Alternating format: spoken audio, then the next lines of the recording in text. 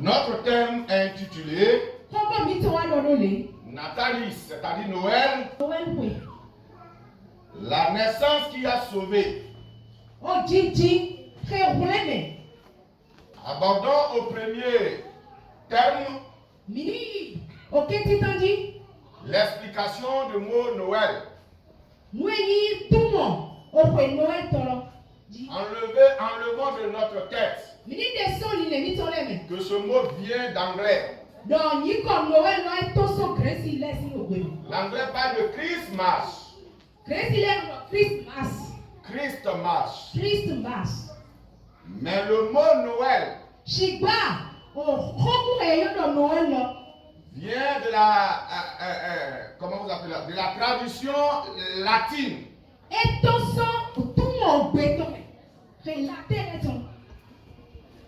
Qui veut dire Natalis.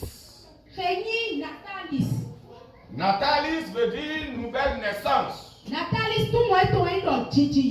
Ou tout simplement naissance. Alors si quelqu'un vous dit que Noël ça veut dire non, Dieu dit non, ce n'est pas vrai. Le mot Noël n'a rien à voir avec l'hébreu ni l'anglais. Ça veut dire tout simplement le dérivé du mot natalis.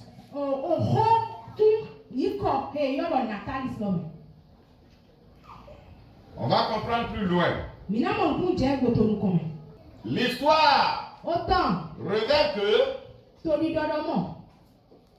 pendant ou bien la fête que nous appelons Noël aujourd'hui se trouvait que c'était une fête païenne dédiée au Dieu soleil.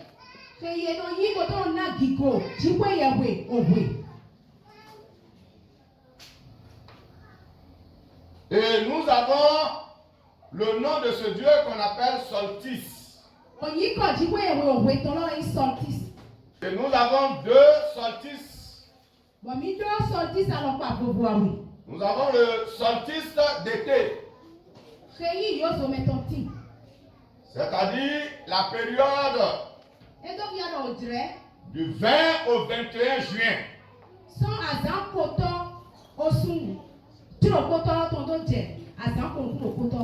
C'est pendant cette période que le jour est long. On parle du solstice de juin.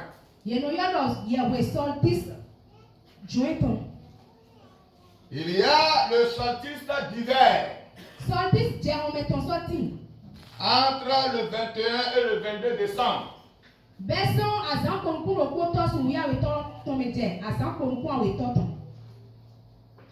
Là, le jour est court. Parce que il y a les brouillards de l'harmattan qui cachent vite le soleil.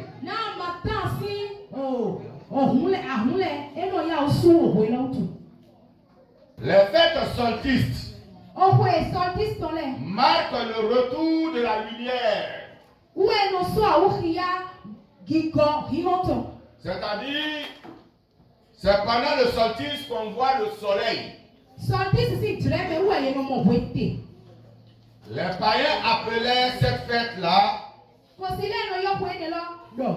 par différents noms. Selon chaque pays, selon chaque culture. En Pérou, chez les Icas, ils appellent cette fête Iti Remi. C'est la fête du Dieu soleil. Bien-aimés, écoutez très bien. Parce que l'église est là pour nous mettre sur le bon chemin. Afin que nous ne soyons pas perdus.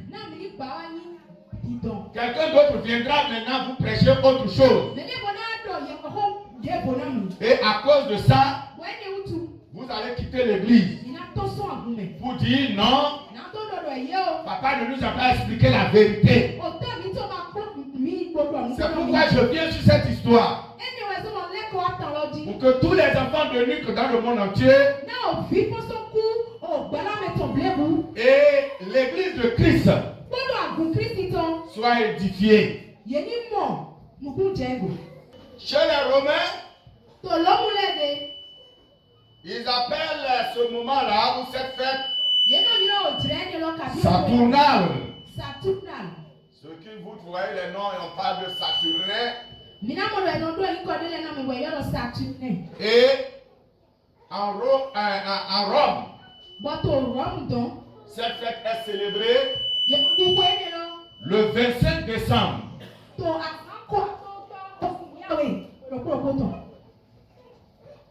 Cette fête, à l'honneur du Dieu du soleil,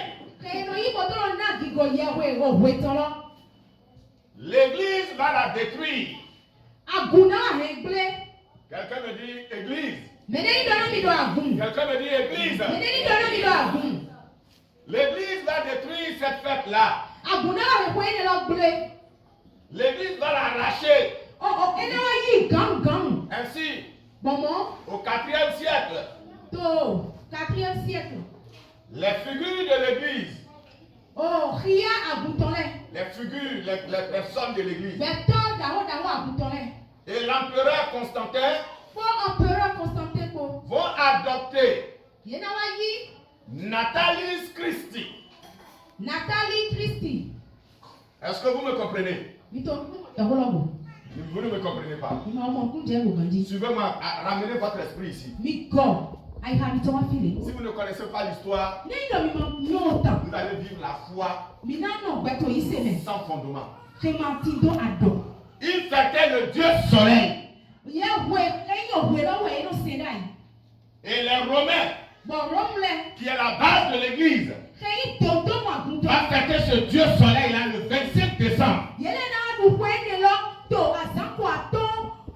à un moment donné, les grandes autorités de l'église et le roi Constantin vont dire non. Cette date, à l'honneur du Dieu le soleil,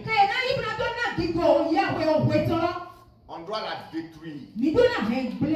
On doit l'arracher et la donner à l'église comme un jour de célébration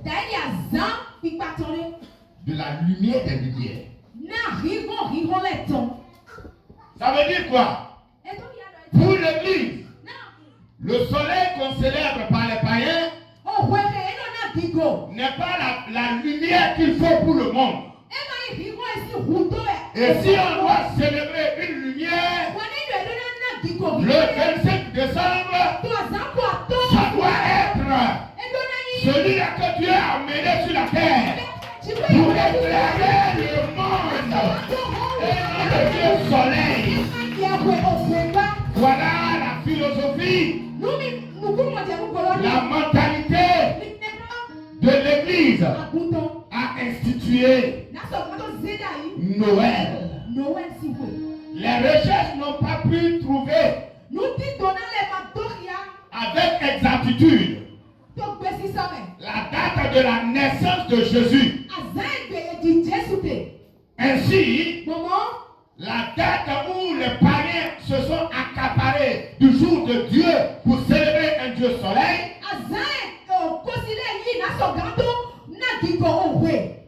Dieu va dire non, par inspiration.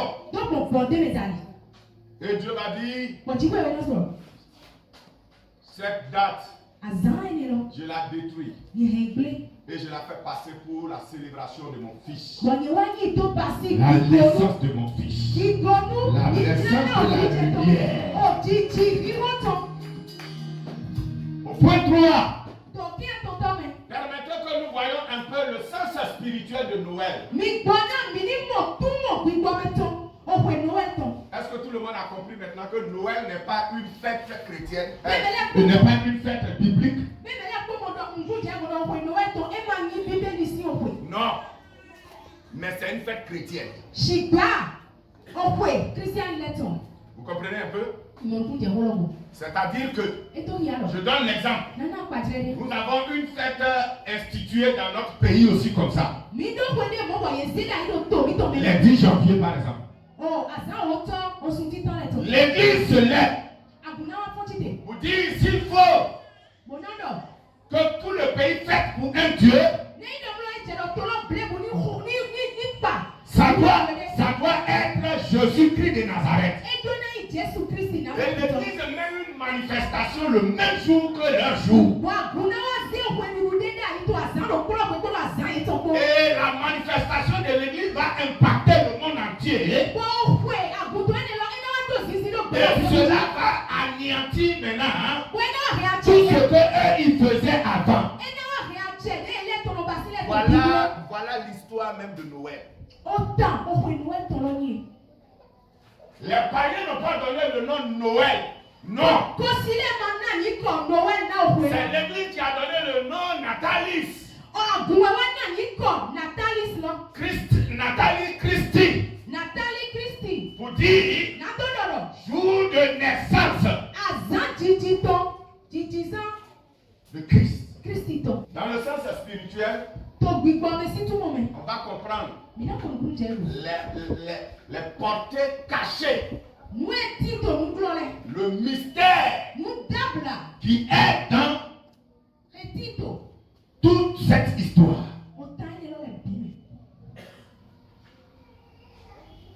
Alléluia. D'abord, retenez que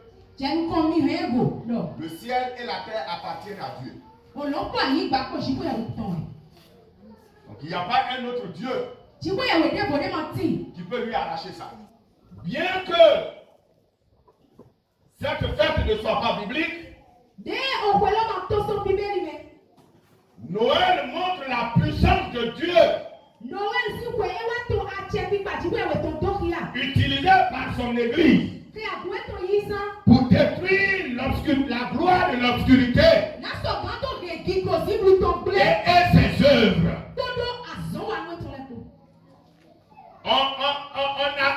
On donnait gloire à un Dieu soleil, un Dieu de l'obscurité. Mais Dieu a dit non. Et ça là c'est biblique. Vous allez me dire je teste. Exode 23 à 5. Tu n'auras pas d'autre Dieu devant ma face. Tu ne te feras point d'image taillée, ni de représentation quelconque des choses qui sont en haut dans les cieux, qui sont en bas sur la terre, et qui sont dans les eaux plus bas que la terre. Voilà. Tu ne te prosterneras point devant elles, et tu ne les serviras point. Voilà. Car moi, l'Éternel ton Dieu, je suis un Dieu jaloux, qui punit l'iniquité des pères sur les enfants jusqu'à la 3e et la 4e génération de ceux qui me haïssent. C'est bon. Tout le monde a compris maintenant. Dieu, c'est un Dieu jaloux. Il n'aime pas qu'on partage sa gloire. Ainsi, Dieu va refuser par l'Église qu'on donne gloire à un Dieu soleil. Et ça là, c'est biblique. C'est une loi de Dieu. C'est une loi à ne pas transgresser. Alléluia. Donc Dieu ne peut pas être là et accepter que sa créature adore un Dieu soleil.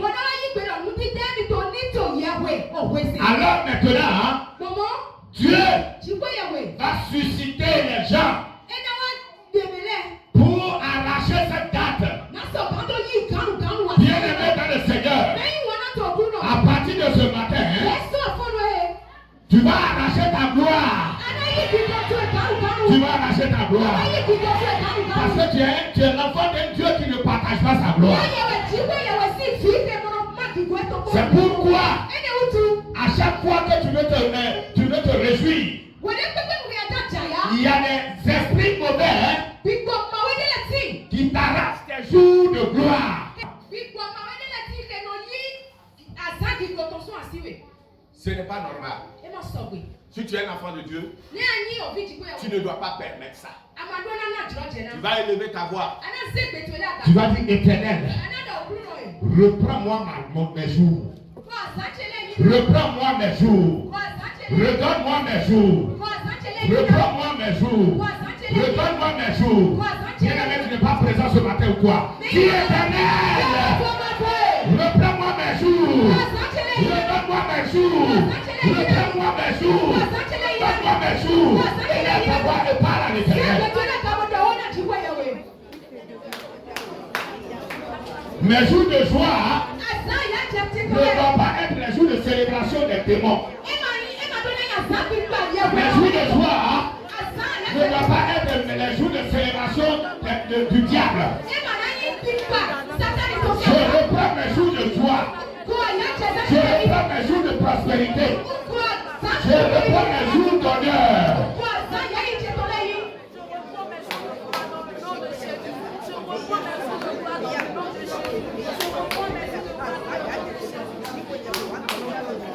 Au nom de Jésus. Exode 23, verset 24. Tu ne te prosterneras point devant leurs dieux, et tu ne les serviras point. Tu n'imiteras point ces peuples dans leur conduite, mais tu les détruiras et tu briseras leurs statuts. Le peuple dit Amen. Dis Amen. Dis Amen. Tu briseras leurs statuts. Est-ce que vous avez compris même? Imaginez-vous que l'église laisse ce jour-là dans Rome. Tout le monde va célébrer ce jour-là. Ils vont célébrer le Dieu soleil. Ils vont célébrer le Dieu soleil. Alors que Dieu a dit, tu ne dois pas te prosterner devant leur Dieu. C'est pourquoi Dieu va dire non. Il va détruire ça par la puissance de son église. Pour que cette date-là devienne la célébration de la naissance de Jésus. Toute célébration satanique qui continue de t'attirer au nom de Jésus, qu'elle soit détruite ce matin. Qu'elle soit détruite ce matin. Qu'elle soit détruite ce matin. Ton âme ne va plus célébrer ces dieux-là. Ton esprit ne va plus célébrer ces dieux-là. Ta vie ne va plus célébrer ces dieux-là. Les dieux d'alcool, les dieux de prostitution, les dieux sales, les dieux de sacrifice, tu ne vas plus les célébrer au nom de Jésus. Deutéronome 5, verset 9. Oui. Tu ne te prosterneras point devant elles, et tu ne les serviras point. Voilà. Car moi, l'Éternel ton Dieu, je suis un Dieu jaloux, qui punit l'iniquité des pères sur les enfants, jusqu'à la 3e et la 4e génération de ceux qui me haïssent. Vous avez vu ce matin, l'annonceur a dit quelque chose. Il dit dans notre église, on refuse l'alcool. On refuse la polygamie. C'est des dieux. Nous, on ne peut pas s'incliner devant eux. On ne peut pas s'incliner devant l'alcool. On ne peut pas s'incliner devant la prostitution. Non. Vous pouvez m'insulter comme vous voulez. La polygamie est une forme de prostitution.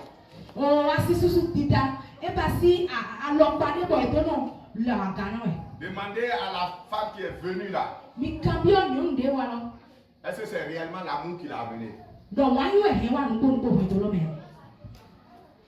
qui veut partager quelque chose avec quelqu'un. Si ce n'est pas l'amour qui l'a amené, il y a un intérêt qu'elle a trouvé dans le foyer.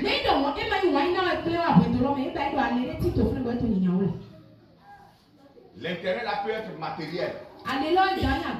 Ou ça peut être aussi une cachette. Pour que tout le monde sache aussi que moi aussi je suis marié. Je suis obligé de l'accepter. Ça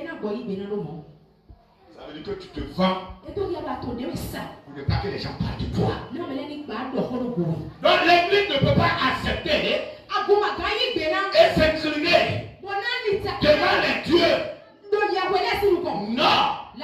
Parce que c'est la Bible qui l'a dit. Et c'est pourquoi tout ce qui est satanique, les idoles, l'église doit les détruire. Même s'ils se sont donné un jour, l'église doit les détruire. L'église ne doit pas prendre part. L'église ne doit pas participer à cela. Voilà le sens spirituel de Noël. Ça veut dire non. Noël est alors le refus de Dieu à la célébration des autres dieux ou d'un Dieu soleil.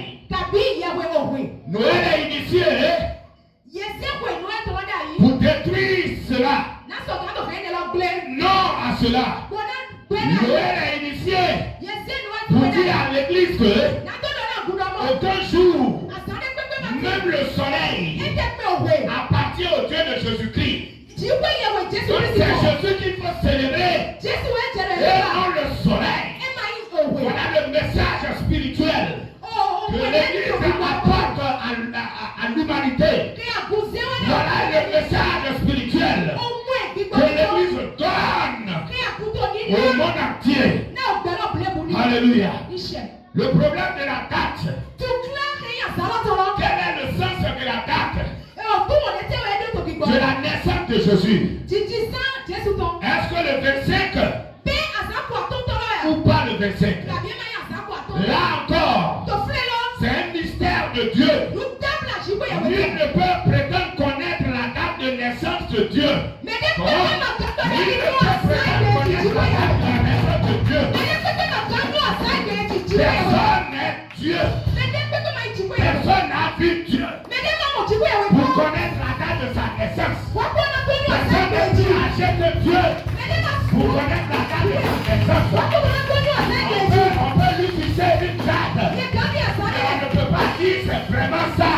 Même la science ne peut pas connaître ça. On parle de Dieu, celui qui connaît comment il a créé le monde. Celui que personne n'a créé. Et vous voulez connaître la date de naissance de son fils? Vous le prenez en votre camarade ou quoi? Et après vous allez dire, moi je suis allé plus que Jésus. C'est mon petit frère. C'est mon ceci. Même ceux qui ont vécu avant lui, ils n'ont pas pu révéler ça après. Ça a bouleversé tout le monde. Et l'église va dire, maintenant, nous allons nous-mêmes nous donner un jour. Et l'église va dire, puisqu'ils célèbrent le 25, leur Dieu là, nous on va célébrer notre Dieu le 25. Ça serait puissance contre puissance. Fire to fire. Power to power. Alléluia. Alléluia. Glory to glory. Jean 1, verset 18. Oui. Personne n'a jamais vu Dieu, le Fils unique, qui est dans le sein du Père, et celui qui l'a fait connaître. Personne n'a jamais vu Dieu. C'est le Fils. Dieu a vu le Fils. Le Fils a vu Dieu. Et vous voulez la date? Église, c'est ça que vous voulez, non?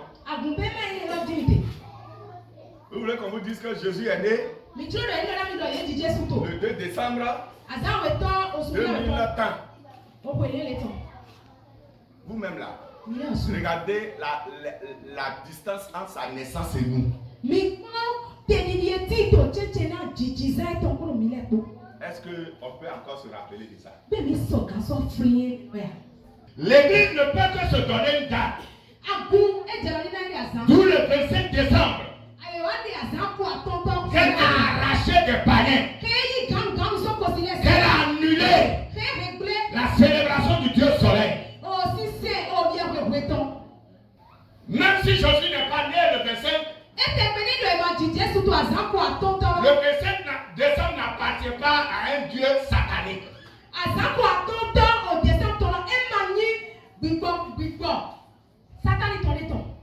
Amen. Le sens spirituel de cette date, vous ne pouvez pas la connaître. Vous ne pouvez pas connaître cette date-là exactement. Non, Dieu ne va pas vous permettre ça. Alléluia. Et ce n'est pas seulement cette célébration que Dieu a arrachée.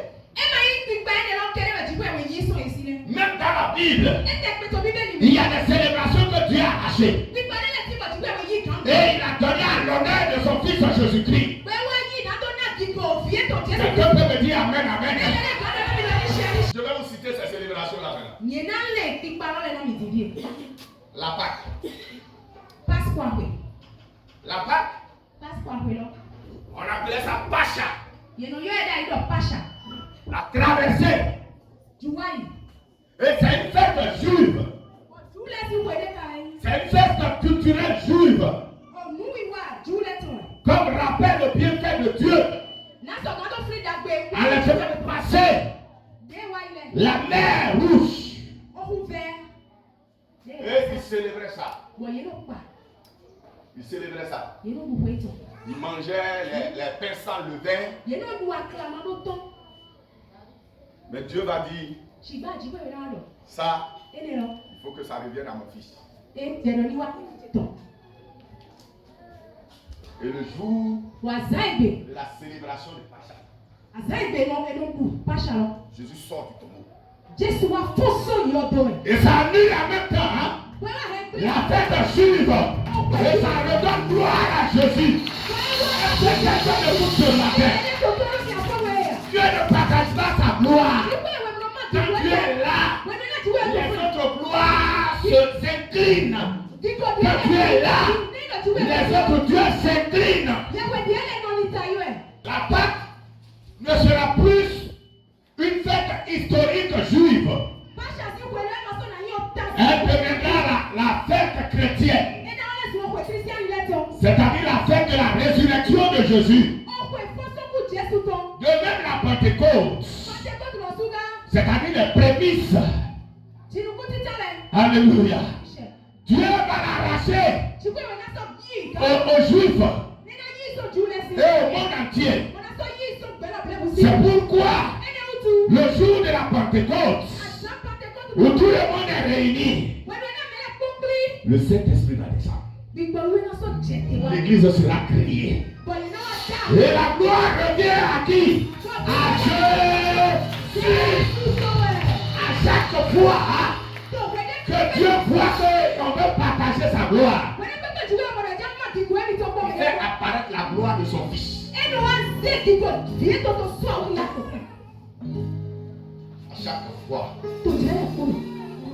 À chaque fois que Dieu veut, Dieu voit.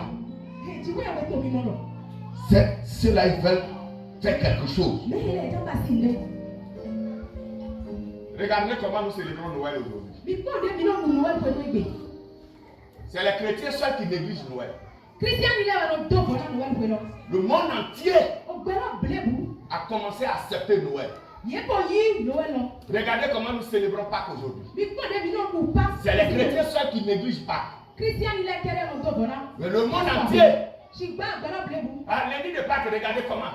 Même les couturiers, même les coiffeurs, tout le monde essaie d'organiser lundi de Pâques. On va même à la plage.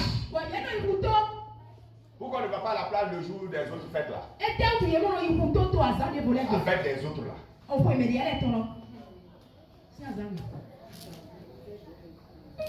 Regardez Pentecôte. Aujourd'hui, Pentecôte est devenu la fête de presque tout le monde. Dieu s'impose. Dieu s'impose. Alléluia. Dieu s'impose. Le sens spirituel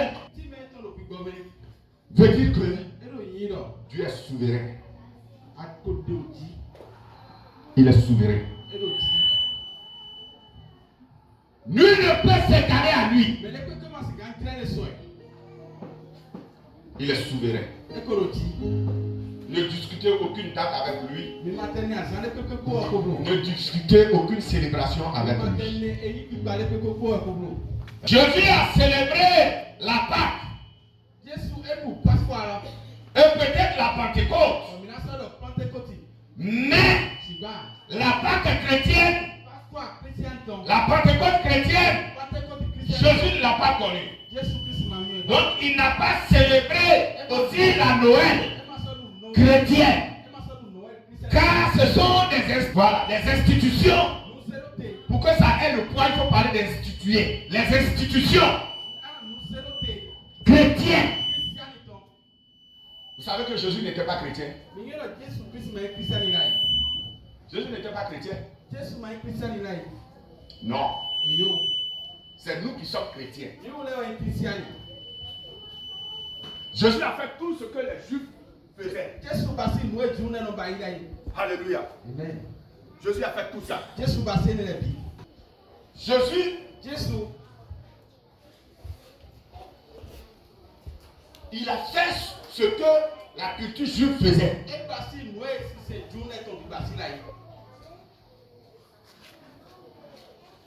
C'est nous, on n'est pas juifs, mais on est chrétiens. Donc on doit faire ce que l'église chrétienne a institué. Est-ce que quelqu'un me comprend ce matin? Même les apôtres, ils n'ont pas célébré les fêtes chrétiennes.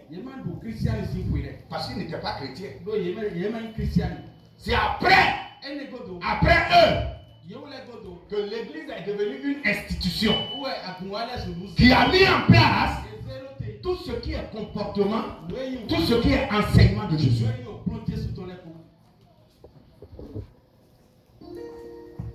La date de Noël voudrait dire que la fête là, elle est toute puissance de Dieu.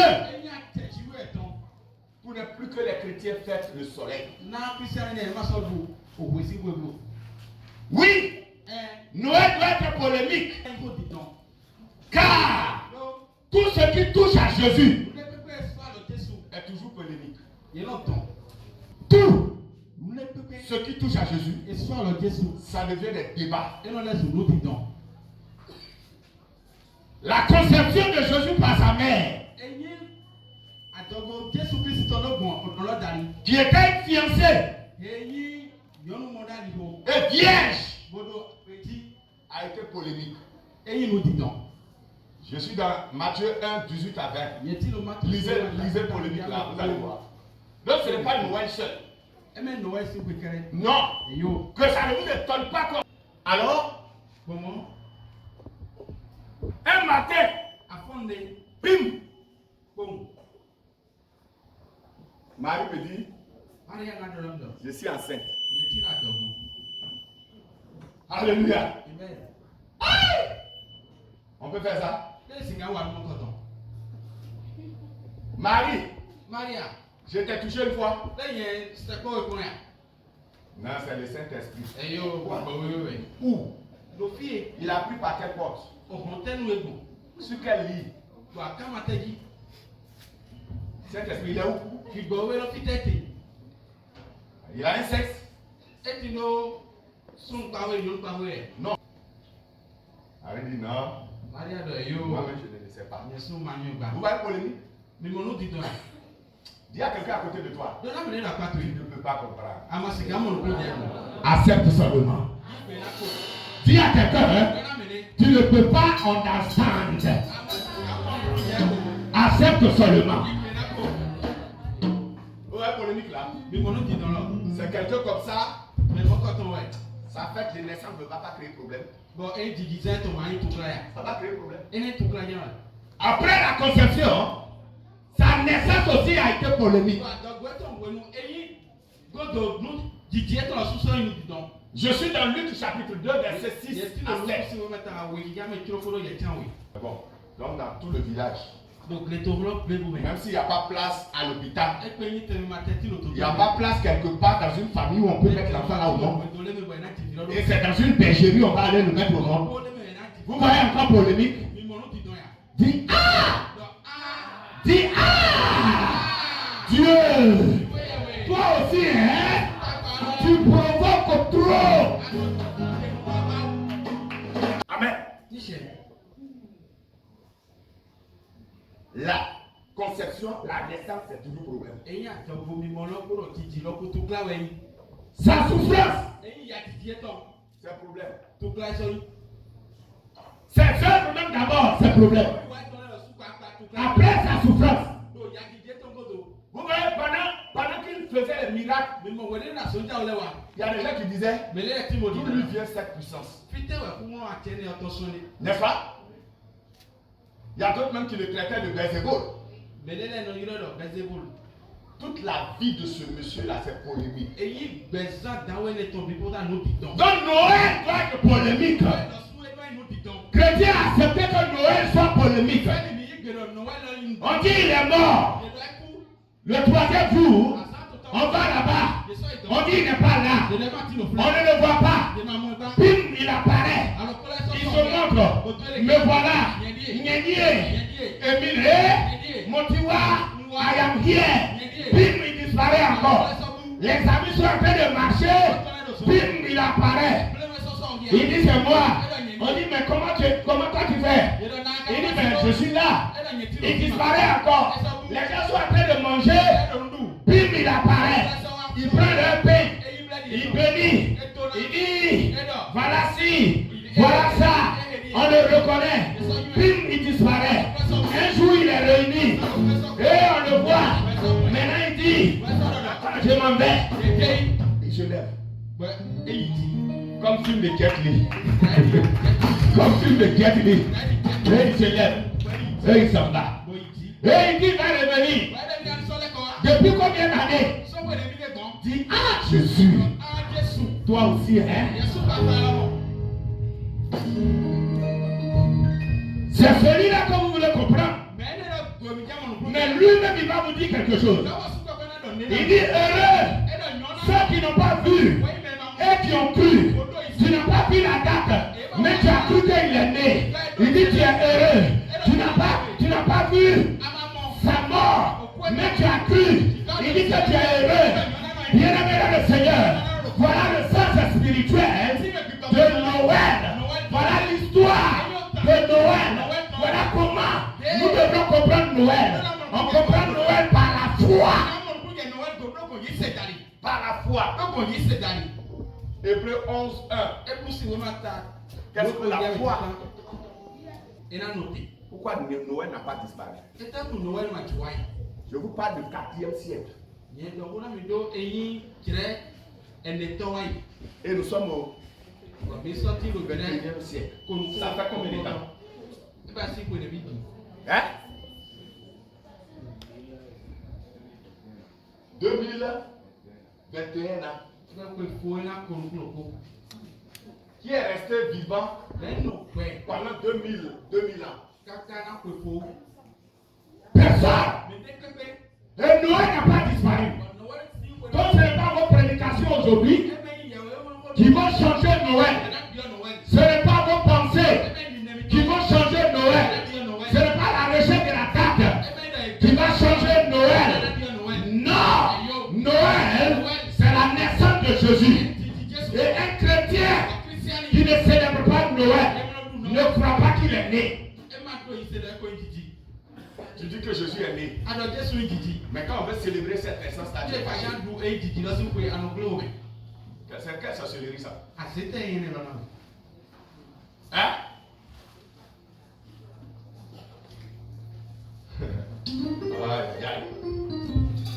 Noël, souvenir, le rappel, la reconnaissance, la gratitude. Elle n'est pas une fête, mais un souvenir, un événement. Elle n'est pas seulement une fête. Non, elle est une délivrance. Elle est une lumière.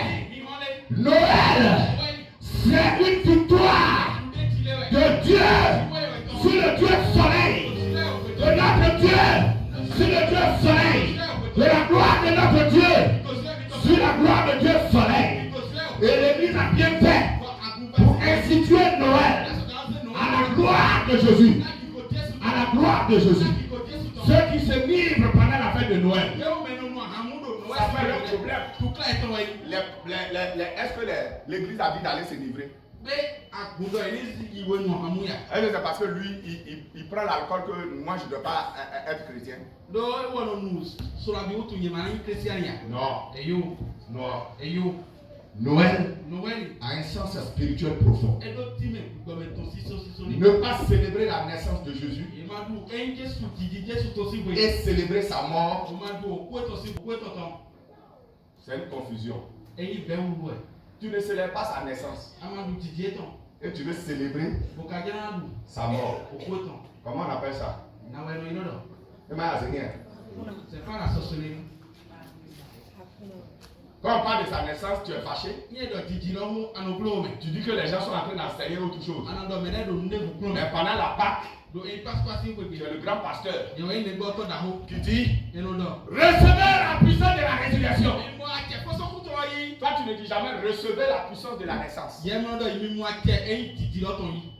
Le salut de l'homme est venu d'abord de la naissance. C'est venu d'abord de la naissance de Jésus. Le salut, notre salut, ce n'est pas seulement la résurrection. Non, ce n'est pas seulement la mort de Jésus. Non, quand il est né, le monde a eu la délivrance. Allez, bien lire la Bible. On dit, on l'appelle Emmanuel. Ce n'est pas quand il mourait qu'on lui a donné le nom Emmanuel. Il a eu deux noms. Le nom de la naissance.